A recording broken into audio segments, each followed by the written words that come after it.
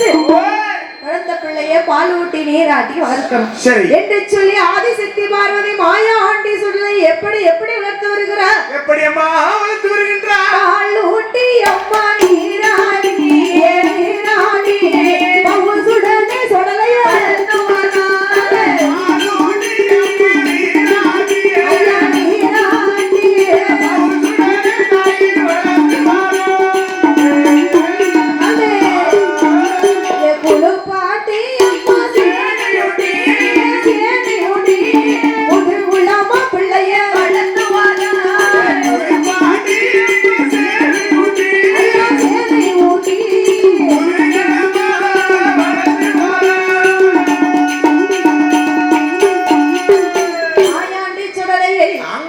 பாலூட்டி நீராட்டி பௌசுடனே வளர்த்து வருகிறார்.